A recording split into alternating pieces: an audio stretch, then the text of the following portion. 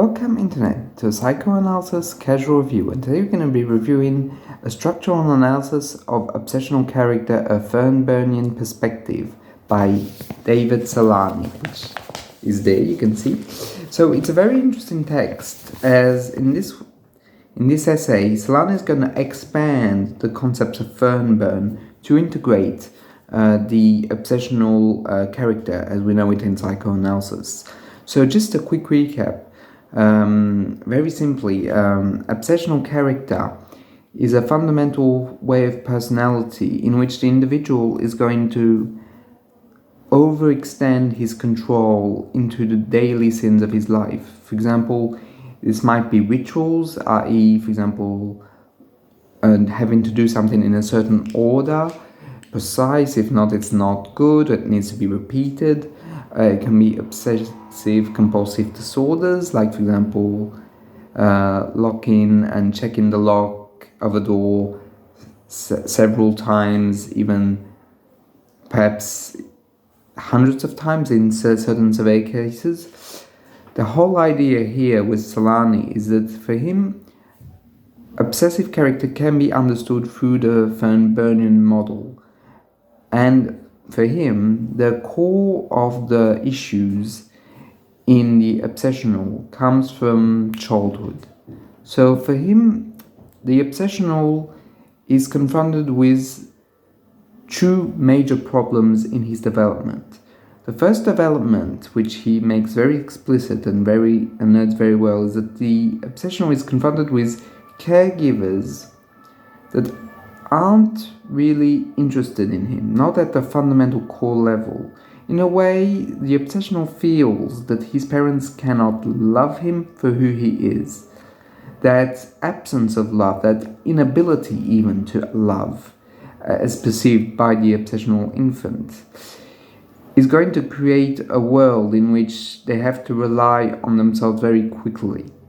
But contrary to the schizo, it is not necessarily going to be an emotional detachment or only partial within the case of the obsessional, as the obsessional remains in the realm of relationships, which is very interesting because Celani points out that with defective parents, there's two things that happen in the relationship with those defective parents. The first thing is a process of moral narcissism, which I've talked about on this channel, which is a concept that I found brilliant, developed by Adams, a psychiatrist.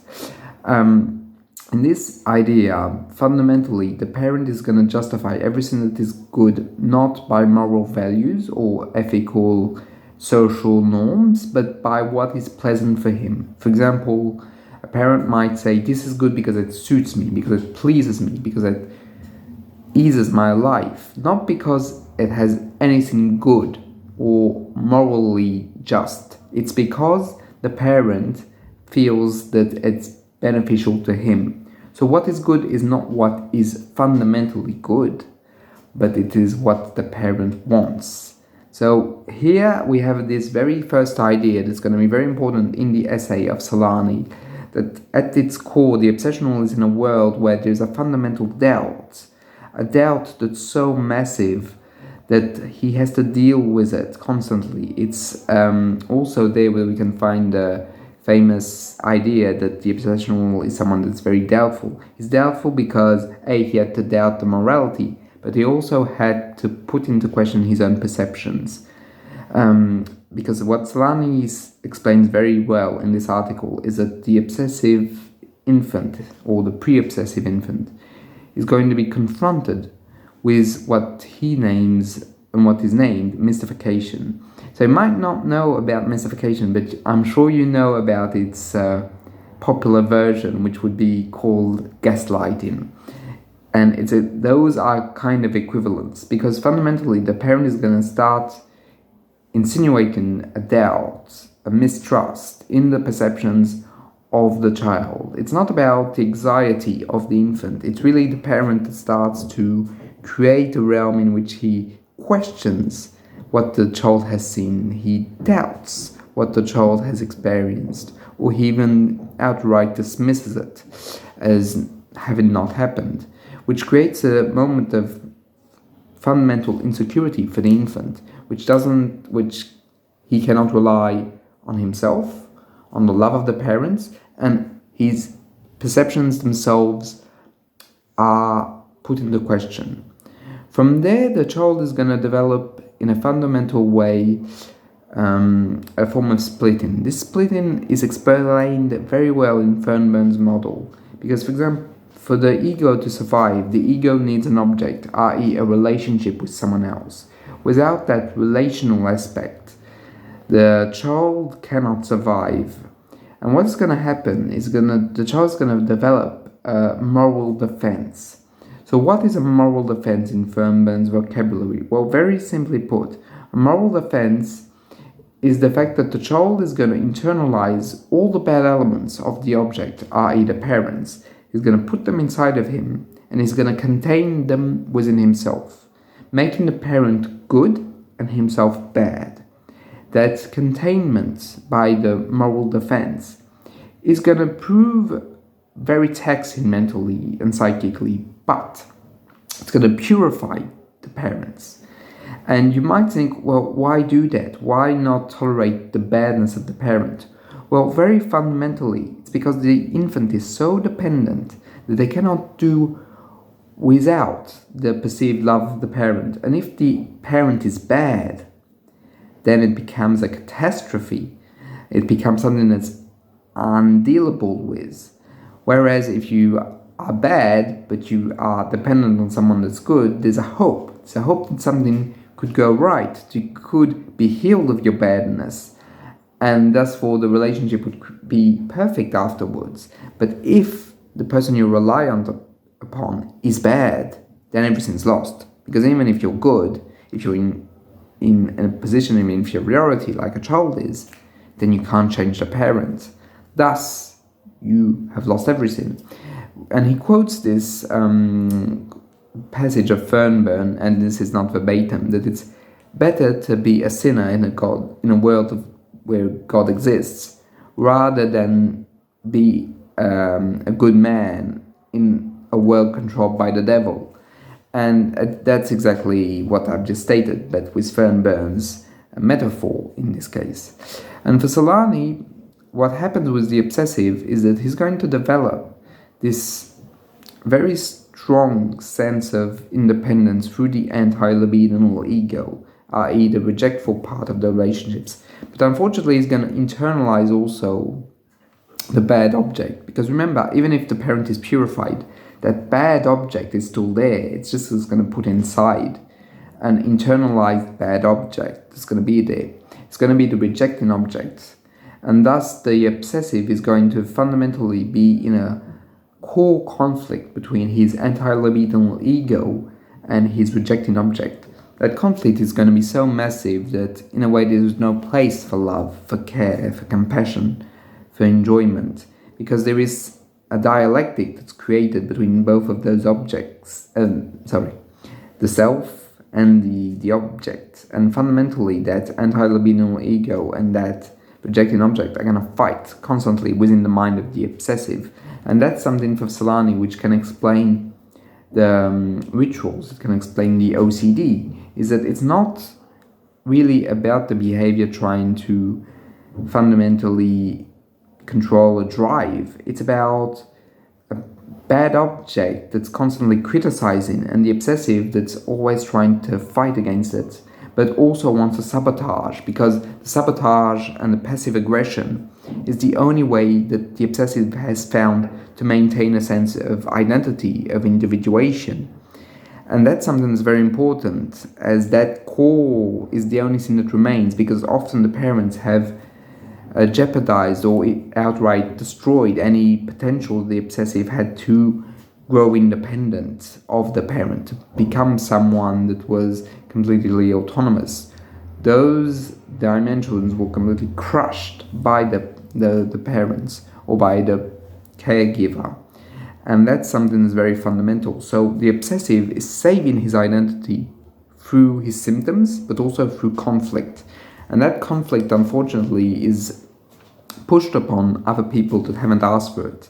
Other people are going to become the surrogates of the rejecting object, that same rejecting object that rejected him when he was an infant, is going to be reactualized, meaning it's going to happen again and again and again. Each new relationship becoming the new canvas on which the fundamental war of the anti-libidinal ego and the rejecting object is going to happen.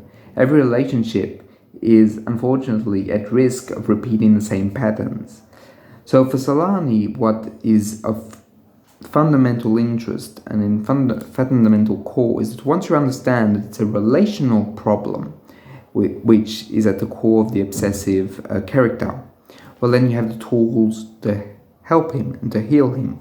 So he doesn't talk too much about that in this article, but through his other works it becomes completely clear that at the core what needs to happen is for the obsessive to start engaging in therapy and be able to integrate the goodness of the therapist. Because that's another thing that's interesting in this article, because he points out that what makes the obsessive and not a psychopath or sociopath or any of the other more extreme antisocial personality disorders is that at its fundamental purest form, the obsessive was cared for someone that was not necessarily the caregiver. He gives a couple of examples of it perhaps being a maid or being someone like a grandmother that fundamentally cared, loved, and did not expect anything from the obsessive. And that love was internalized also. So there is a part of them, deep down, of a central ego that's still there, even though the parent crushed it. The central ego being the more adapted, the more whole entity of the self, the one that is able to integrate both bad and good into a cohesive meaning. So here we see that at the core, the central ego was not lost, that adapted, that happy self, in a way, to quote Kernberg, is not lost, but it is hidden. And therapy gives a way of trying to unhide it, to make it more clear. And the obsessive, through psychotherapy, can gain insight and can redevelop a central ego that's going to be strong enough to prevent that eternal struggle between anti-libidinal and rejecting object, that struggle that can never be solved and that doesn't allow for the obsessive to separate from his internal images or separate from the objects he has internalized. And one must also add that the parents in this conflict create a double system in which they infantilize the child at home but make him extra independent in the outside world in order for him to be able to shine and to present a nice social image of the family. So here there is that same split. Like, for example, the obsessive can be very good at work, very precise, very fundamentally great, but in terms of personal relationship, that's what's going to fall short. And Celani points that out, and I think it was very important to point that out.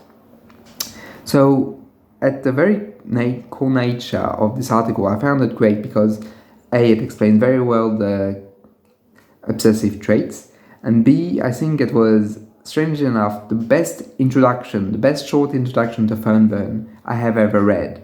Like, the ideas are just clear, they're speedy, and they're well explained. Like, top marks on, like, the Fairnbairnian system. And it's so fundamentally clear that really I would recommend, if you have any interest whatsoever in Fairnbairn, please do yourself the favor of reading like the 5 first pages, because it's a perfect explanation and you'll at least get the idea of what the system is.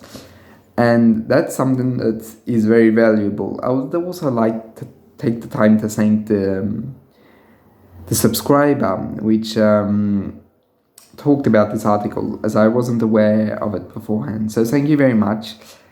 And if you have any questions or anything you'd like to say, please feel free to drop it by in the comments. I'll see you in the next one. Bye.